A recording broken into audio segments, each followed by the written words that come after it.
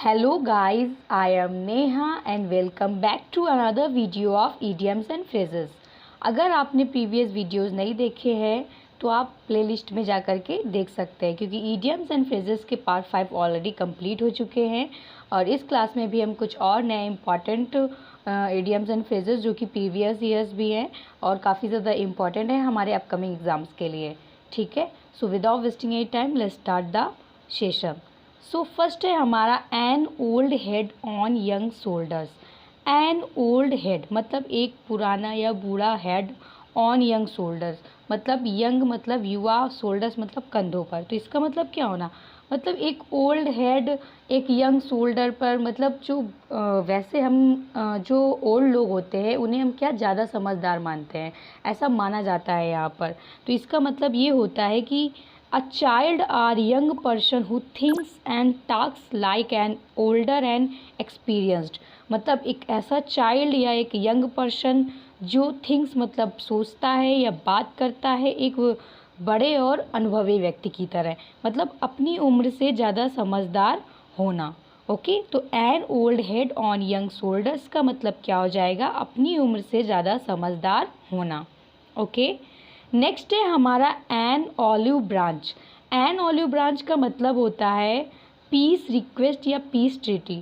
Treaty मतलब होता है संधि, मतलब शांति, शांति निवेदक जिसे बोलेंगे, है ना, क्योंकि ऑलिव को एक शांति का प्रतीक भी माना जाता है। ओके, तो एन ऑलिव ब्रांच का मतलब क्या हो जाएगा, पीस रिक्वेस्ट या पीस ट्रीटी, मतलब शांति रूपी संधि या शांति निवेदक। ओके, नेक्स्ट है हमारा Apple of Discord. Apple of Discord या इस बोन ऑफ कंटेंशन, दोनों का मीन्स ही क्या होता है, मैटर ऑफ डिस्प्यूट या काज ऑफ क्वेरल बोल सकते हैं। जैसे कि एग्जांपल से समझते हैं, Kashmir was bone of contention between India and Pakistan, मतलब कश्मीर एक झगड़े की जड़ था इंडिया और पाकिस्तान के बीच में। ओके, नेक्स्ट है हमारा at a loss. At a loss का मतलब होता है, एट अ लॉस मतलब लॉस पर होना, मतलब to be unable to decide, मतलब डिसाइड नहीं कर पाना, मतलब मेमोरी लॉस हो जाना, उस तरीके से आप समझ सकते हो। मतलब कुछ भी डिसाइड करने में क्या होना, अनेबल मतलब असमर्थ होना, मतलब निर्णय ना ले पाना। तो एट अ लॉस का मतलब क्या हो जाएगा, to be unable to be decide. Okay, next है हमारा at a pinch. Pinch, at a pinch का मतलब क्या हो जाएगा, इन अ ट्रबल, मतलब समस्या में होना। ओके, नेक्स्ट है हमारा एट आर्म्स लेंथ, मतलब आर्म्स की लेंथ, मतलब अवॉइड बिकमिंग टू फ्रेंडली, मतलब लेंथ बना के रखना, मतलब किसी से बहुत ज़्यादा फ्रेंडली मत होना, मतलब दूर से ही दोस्ती रखना, है ना, जिसे बोलते हैं क्या, दूर से ही दोस्ती रखना, मतलब अवॉइड बिकमिंग टू फ्रेंडली, किसी से बहुत ही ज़्यादा व्यवहार करने से बचना थोड़ा सा, है ना, मतलब बहुत ही कम दोस्त रखना या बहुत ही कम दोस्ती रखना। ओके, नेक्स्ट है हमारा at daggers drawn.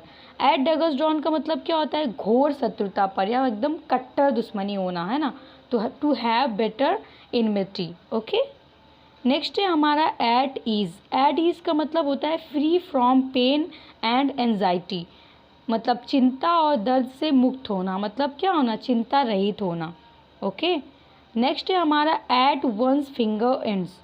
Eight one's finger ends, इसका मतलब होता है टू हैव कंप्लीट नॉलेज या टू बी एक्सपर्ट इन, किसी में क्या होना, मतलब किसी भी चीज़ में क्या होना, कंप्लीट नॉलेज होना, मतलब पूर्ण जानकारी होना, मतलब फुल डिटेल्स जिसे बोलेंगे। ओके, तो एट वंस फिंगर एंड्स का मतलब हो जाएगा फुल डिटेल्स भी। ओके, नेक्स्ट है हमारा एट वंस विट्स एंड्स, मतलब किसी की विट्स मतलब क्या होता है, बुद्धिमत्ता, मतलब किसी की बुद्धि एंड हो जाना, मतलब क्या हो जाना, वो पजल हो जाए, कंफ्यूज हो जाए, टोटली परप्लेक्स्ड हो जाना, मतलब कंप्लीटली पजल्ड एंड परप्लेक्स्ड, मतलब not knowing what to do, मतलब उसे नहीं पता कि क्या करे, तो वही मतलब क्या हो जाएगा, पजल्ड, मतलब कंफ्यूज्ड या परप्लेक्स्ड भी बोल सकते हैं। ओके, नेक्स्ट है हमारा क्या, at sixes and sevens. At sixes and sevens का मतलब होता है तितर बितर होना, मतलब इन डिसऑर्डर, मतलब not in perfect order, perfect order में ना होना, मतलब अस्त व्यस्त होना सब कुछ, उसी को हम क्या बोलते हैं, at sixes and sevens. Next है हमारा एट स्टेक। आपको पता होगा कि स्टेक का मतलब ही होता है दांव पर लगाना, तो इसका क्या हो जाएगा, at risk or insecure. At risk or insecure मतलब दांव पर, किसी चीज़ को दांव पर लगाना, मतलब खतरे में होना, मतलब या वो इनसिक्योर है। ओके, तो उसे हम क्या बोलेंगे? एट स्टेक बोलेंगे। नेक्स्ट है हमारा at the 11th hour. At the 11th hour का मतलब क्या हो जाएगा? एट लास्ट मोमेंट, मतलब अंतिम समय पर। ओके, तो एट द 11th आवर का मतलब क्या हो जाएगा? अंतिम समय पर। नेक्स्ट है हमारा अ मैन ऑफ स्ट्रा। स्ट्रा का मतलब होता है तिनका, किसी चीज़ का तिनका, मतलब जैसे बोलेंगे जैसे आप घास फूस सुना होगा, भूसा जिसको बोलते हैं, तो अ मैन ऑफ स्ट्रा मतलब एक कमज़ोर व्यक्ति है ना, तो उसे हम क्या बोलेंगे? A man with no voice or will, जिसकी कोई खुद की आवाज़ नहीं है, कोई उसकी इच्छा नहीं है, कुछ भी उसका ओन नहीं है, मतलब खुद का नहीं है। A man of no substance, जिसका कोई अस्तित्व ही नहीं है, मतलब मामूली या अभावग्रस्त व्यक्ति। ओके, नेक्स्ट है हमारा ब्लैक सीप। अ ब्लैक सीप का मतलब होता है an unlucky person. Every family has a black sheep, मतलब प्रत्येक फैमिली में एक ब्लैक सीप होता है। तो एक एन अनलकी पर्सन या बैड कैरेक्टर्स, ओके, या बदनाम व्यक्ति भी बोलते हैं इसे, या अशुभ आदमी भी बोल सकते हैं। नेक्स्ट है हमारा a hard nut to crack.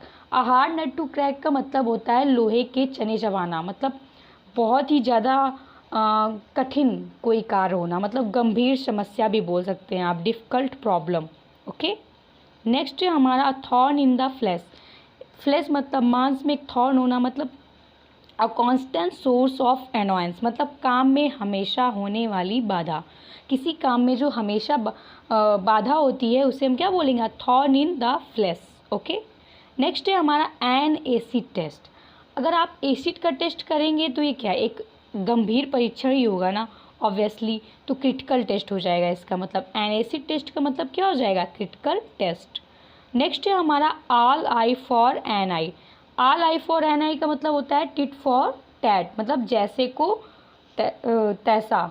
Okay, मतलब जो आपके साथ जैसा कर रहा है आप भी उसके साथ वैसा ही करते हैं, तो उसी को हम क्या बोलते हैं? टिट फॉर टैट या all eye for an eye. Next है हमारा एट वंस। एट वंस का मतलब क्या होता है? तुरंत या इमीडिएटली बोल सकते हैं। ओके, मतलब एट द सेम टाइम या प्रॉम्प्टली या इंस्टेंट, मतलब तुरंत या एक ही समय पर, उसे हम क्या बोलेंगे? At once. Okay, at home. At home मतलब घर पर होना, मतलब कंफर्टेबल, आरामदायक स्थिति में होना, क्योंकि जो घर पे होगा वो आरामदायक स्थिति में होगा, क्योंकि सभी को अपने घर में आराम ही मिलता है। तो एट होम का मतलब क्या हो जाएगा? कंफर्टेबल, मतलब आरामदायक स्थिति में होना। ओके, नेक्स्ट है हमारा आल इन आल। आल इन आल का मतलब होता है सर्वे सर्वा, जो क्या हो? सर्वे सर्वा हो, सब कुछ वही हो, मतलब मोस्ट इम्पॉर्टेंट, सबसे महत्वपूर्ण। ओके, नेक्स्ट है हमारा एक्लीज हील। एक्लीज हील का मतलब क्या होता है? आई स्मॉल बट फैटल वीकनेस, किसी की क्या? कमज़ोरी, एक छोटी लेकिन बहुत ही खतरनाक या घातक कमज़ोरी, किसी के बारे में कमज़ोरी का पता लगना, उसी को हम क्या बोलते हैं? Achilles heels. नेक्स्ट है हमारा add fuel to fire. Add fuel to fire या ऐड इंसर्ट टू इंजरी, दोनों का मतलब ही सेम होता है, मतलब आग में घी डालना या जले में नमक छिड़कना। ओके, मतलब to make a matter worse, किसी भी मैटर को और अधिक वर्स कर देना, मतलब एक कोई आपस में बात कर रहे हैं उनके बीच में और ज़्यादा लड़ाई करवा देना, मतलब क्या होता है? वही आग में घी डालना। ओके, नेक्स्ट है हमारा N arm chair job. N arm chair job का मतलब क्या होगा? एक आराम की जॉब, मतलब good income job with high comfort, मतलब अच्छी सैलरी है, मतलब आपको सैलरी काफ़ी ज़्यादा मिल रही है विथ हाई कंफर्ट, और कोई काम भी नहीं है ज़्यादा, हाई कंफर्ट है, तो आप उसे क्या बोलेंगे? आसान व अच्छी आय वाली नौकरी। ठीक है, जिसे हम साइंस और भी बोलते हैं, SINECURE, जिसे साइंस और भी बोलते हैं। ये वन वर्ड में भी पूछा जाता है। ओके, और एक होता है ऑनोरेरी। ऑनोरेरी का मतलब होता है अवैतनिक, जिसमें बहुत ज़्यादा वर्क करना होता है बट सैलरी बिल्कुल भी नहीं मिलती, मतलब नो सैलरी। ओके, नेक्स्ट है हमारा NX2 ग्राइंड। NX2 ग्राइंड का मतलब होता है मतलब अपना उल्लू सीधा करना। NX2 ग्राइंड का मतलब होता है अपना उल्लू सीधा करना, मतलब something done for selfish reason, मतलब कुछ भी ऐसा किया गया है अपने खुद के स्वार्थ के लिए, तो स्वार्थ से भरा उद्देश्य। ओके, ठीक है। नेक्स्ट है हमारा an iron will. Iron will मतलब होता है दृढ़ इच्छा शक्ति। ओके, मतलब to get the job is my an iron will, मतलब जॉब पाना मेरी एक दृढ़ इच्छा शक्ति है, तो स्ट्रॉन्ग विल पावर हो जाएगा इसका मतलब। ओके, नेक्स्ट है हमारा ऑल एट सी। एक्चुअली यहाँ पे सी की स्पेलिंग SEA होगी। ओके, SEA मतलब ऑल एट सी का मतलब सब कुछ सी पर होना। मतलब सब कुछ जब सी पर होगा तो उसमें क्या मतलब कन्फ्यूज़न होगा ना, पजल होंगे ना, तो उसी का मतलब यहाँ पे क्या होता है, कम्प्लीटली कन्फ्यूज्ड, पूर्ण रूप से क्या होना, भ्रमित होना। ऑल एट सी का मतलब क्या हो जाएगा, कम्प्लीटली कन्फ्यूज्ड या पजल्ड। नेक्स्ट है हमारा अ वाइट एलिफेंट।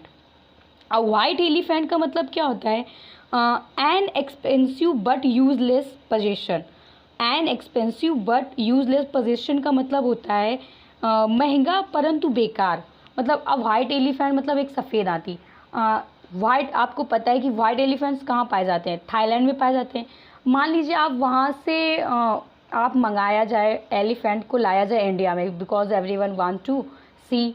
तो हम क्या करेंगे, जब उसको लाएंगे तो उसको लाना बहुत ही ज़्यादा महंगा पड़ेगा। बट उसको लाने का क्या मतलब होगा, मतलब सिर्फ इतनी सी बात के लिए, वो तो हम नॉर्मल मोबाइल फ़ोन्स पे भी देख लेते हैं। तो वही मतलब कि एक ऐसा एफर्ट करना जिसका कोई मतलब ही नहीं है ना। तो an expensive but useless possession मतलब महंगा परंतु बेकार। ओके, नेक्स्ट है हमारा बैग एंड बैगेज। तो बैग एंड बैगेज का मतलब होता है with all belongings. With all belongings, with all belongings का मतलब हो जाएगा बोरिया बिस्तरा समेत। ओके, यहाँ पे हम बैग एंड बैगेज के साथ में विद नहीं लगाते, इसका ऑलरेडी ही मतलब क्या होता है, बोरिया बिस्तरा के साथ। ओके, जैसे कि एग्जांपल है the English left India bag and baggage, मतलब अंग्रेज़ों ने भारत को बोरिया बिस्तरा के साथ छोड़ दिया। ओके, ये छोड़कर चले गए। नेक्स्ट है हमारा be born with a silver spoon in one's mouth. मतलब धनी परिवार में पैदा होना, मतलब चांदी के चम्मच के साथ पैदा होने का मतलब ही क्या होता है, धनी परिवार में पैदा होना। To be born in a rich family, जैसे Ram be born in a rich family. Okay, next है हमारा be in the driving seat. Driving seat में होना, ड्राइविंग सीट में होने का मतलब क्या, जो ड्राइवर होता है, जो ड्राइव कर रहा होता है, उसके ऊपर पूरी रिस्पॉन्सिबिलिटी है कि वो अच्छे से कार को ड्राइव करे या कुछ भी ड्राइव करे। तो उसे हम क्या बोलेंगे, सारी जिम्मेदारी का भार उठाना, मतलब बेयरिंग ऑल रिस्पॉन्सिबिलिटी, सारी जिम्मेदारी का भार उठाना। तो B in the driving seat का मतलब क्या हो जाएगा, बेयरिंग ऑल रिस्पॉन्सिबिलिटीज़, मतलब सारी जिम्मेदारी का भार उठाना। नेक्स्ट है हमारा bear the brunt of. Bear the brunt of का मतलब क्या होता है, to bear the main part of something unpleasant, मतलब परिणाम भुगतना या वापसी का कोई रास्ता न छोड़ना। To bear the main part of something unpleasant. Okay, तो मतलब ब्रंट का वैसे मतलब क्या होता है, चोट। तो परिणाम भुगतना या वापसी का कोई रास्ता न छोड़ना। ओके, नेक्स्ट है हमारा beat about the bush. Beat about the bush का मतलब क्या होता है, बीट अबाउट द बुश का मतलब होता है घुमा फिरा के कहना। To talk in a roundabout, मतलब किसी बात को सीधे ना कहना, उसे हम क्या बोलते हैं, बीट अबाउट द बुश। जैसे don't beat about the bush, come to the point, मतलब बात को घुमाओ फिराओ मत, सीधे पॉइंट पर आओ। ओके, तो बीट अबाउट द बुश का मतलब क्या हो जाएगा, to talk in a roundabout, मतलब घुमा फिरा कर बात करना। नेक्स्ट है हमारा beat black and blue. Beat black and blue का मतलब क्या होता है, मार मार के नीला पीला कर देना। सुना होगा आपने ना कि मार मार के नीला पीला कर देना, मतलब कचूमर निकाल देना। मतलब बीट मर्सीलेसली, मतलब बिल्कुल अत्यधिक पिटाई करना, मतलब बिल्कुल मर्सीलेस हो करके, है ना, मतलब अत्यधिक पिटाई करना। ओके, नेक्स्ट है हमारा बीट द रिकॉर्ड। रिकॉर्ड को बीट कर देना, मतलब पहले से अधिक अच्छा करना। पहले आपका स्कोर था कि आपने किसी एग्ज़ाम में 50 में 45 गेट किए, बट आपने बीट द रिकॉर्ड कर दिया और आपने 45 थे आपके, और आपने नेक्स्ट अटेम्प्ट में क्या किया, 50 ऑन 49 गेट किया। तो क्या हो जाएगा ये, to do better than ever before, मतलब पहले से अधिक अच्छा करना। ओके, नेक्स्ट है हमारा बीट हॉलो। हॉलो मतलब होता है खोखला, मतलब काफ़ी आसानी और बुरी तरह से पराजित कर देना। मतलब जो पहले से खोखला है आप आसानी से बीट कर सकते हो, तोड़ सकते हो, कुचल सकते हो, मतलब वही to beat thoroughly and convincingly, काफ़ी आसानी और बुरी तरीके से पराजित कर देना। ओके, नेक्स्ट है हमारा bed of roses. Bed of roses का मतलब होता है एकदम प्लीजेंट सिचुएशन ऑफ कंफर्ट, मतलब वेरी इजी, बहुत ही आसान, आनंद से भरपूर, उसी को हम क्या बोलते हैं, bed of roses. Life is not a bed of roses, life क्या है, अ बेड ऑफ रोजेस नहीं है, मतलब फूलों की सेज नहीं है, इसका मतलब फूलों की सेज निकलता है लिटरल भाषा में, लेकिन वैसे इसका अर्थ क्या है, मतलब वेरी इजी या comfort situation. Okay, pleasant situation of comfort, मतलब आनंद से भरपूर। नेक्स्ट है हमारा bell the cat. Bell the cat का मतलब होता है जोखिम उठाना। आपने वो स्टोरी तो सुनी होगी ना कि बहुत सारे रैट्स होते हैं और एक कैट होती है, वो आती है और डेली एक रैट को ले जाती है, मतलब खा जाती है। तो सारे रैट्स मिल करके क्या बनाते हैं, एक प्लान बनाते हैं कि हम कैट के गले में एक बेल लगा देंगे, जिससे जब वो आएगी तो हमें पता चल जाएगा।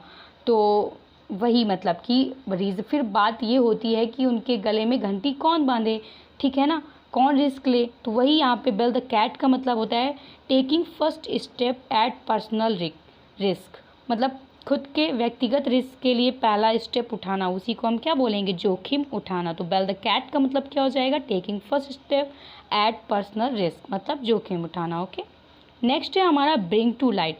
किसी चीज़ को लाइट मिलाना, प्रकाश मिलाना, मतलब उजागर करना, डिस्क्लोज करना, रिवील करना जिसे बोलेंगे आप, ठीक है। तो इसका मतलब क्या हो जाएगा, दिखाना या उजागर करना। ओके, नेक्स्ट है हमारा बाय एंड बाय।